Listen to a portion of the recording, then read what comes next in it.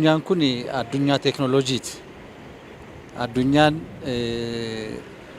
sadarkaa mana tokkotti baratti yaadamaa jiru kana keessatti namni teeknooloojii wajjin waliin barree taanaan utuu hin jaallatin gabaa addunyaa keessaa ba'uudhaaf dirqama jechuudha.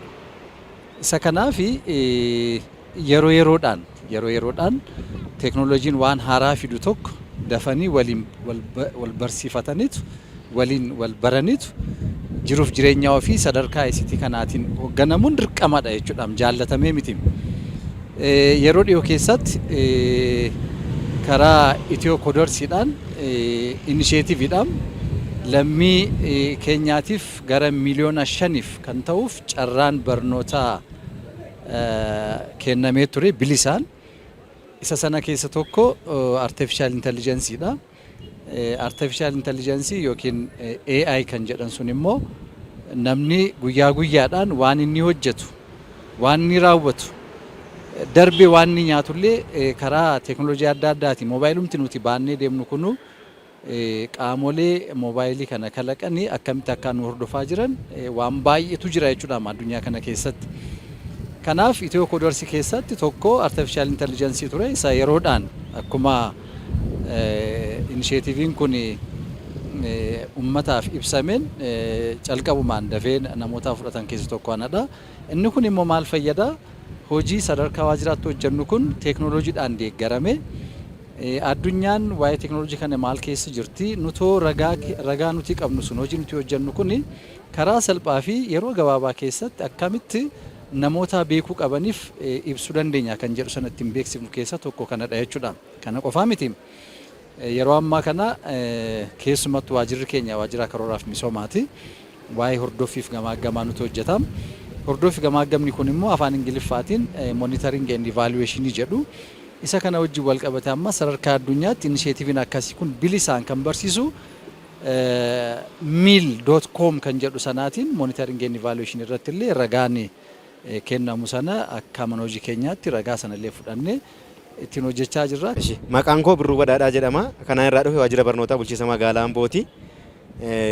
Waa'ee Itiyoo Koodorsii irratti akka waajjira barnootaatti carraan kun akkuma nuu kennameen leenjii isaa fudhannee leenjii gaafa fudhannu information communication technology kanarratti akka mootummaan carraa kenneen namni kamiyyuu akka baratuuf nuti akka waajjira barnootaatti erga leenjineen booda barnoota kana fudhannee carraa kana argachuu keenyatti immoo baay'ee gammanne jechuudha. Maaliif namni information communication kana yookiin immoo Itiyoo Koodorsii kanatti adapti yoo ta'e wantoota hojjetamu akka waajjira barnootaatti gosoota adda addaa daataa irratti Excel irratti wantoota garaagaraa kan giraafii garaagaraa hojjetuun ICT kana wajjin walitti firoome waan hojjetamuudha malu bifa gabaabaadhaan hojjechuu akka danda'u kana qofa miti. Namni jiruuf jireenya hojjetu keessatti teeknooloojii kana wajjin adapti yoo ta'e waan hojjechuudha malu akka hojjechuudha qabu erga fudhanneen booda leenjii kana fudhannee nu fayyadeera jechuudha. Maaliif kana qofa miti. Namni biyyoota guddachaa jiru keessatti teeknooloojiin amma jiruuf jireenya dhala namaa keessatti bu'aa qabeessa akka ta'e waan murtaa'eef waan hojjennu keessatti teeknooloojii kanatti adapti ta'anii akka hojjennuuf leenjii kana fudhannee nutis ittiin hojjechaa jirra jechuudha.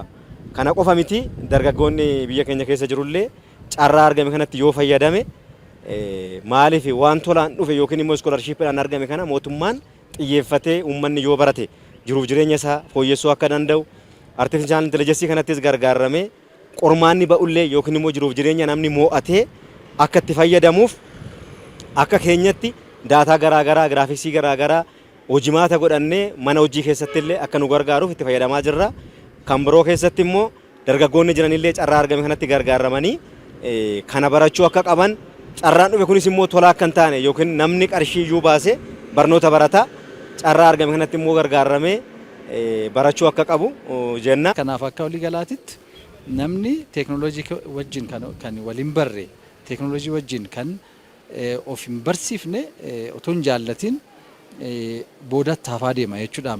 Uummata keessa dhayyii hiriyoota isaa wajjin tarkaanfachuudhaaf hin rakkata jechuudha. Kanaaf carraa akkasii bilisaan dhufe kan kaffalti maleedhaan beekumsaa bilisaan baradhaa wanti jedhame kana keessumattuu dargaggootni magaalaa Amboos haa ta'u Oromiyaa keessaa haa ta'u akkuma biyyaatitti dafanii inisheetivii kana baratanii bilisa harkatti galfatanii boriiftaan carraan hojii uumamuuf gara biyya alaatti deemanii dorgomaa ta'uudhaaf ragaan sun akka ulaagaa tokkotti wanna gaafatamuudha danda'u fi namni dafee saammateetu kadhatamee miti saammateetu barnoota kana barachuu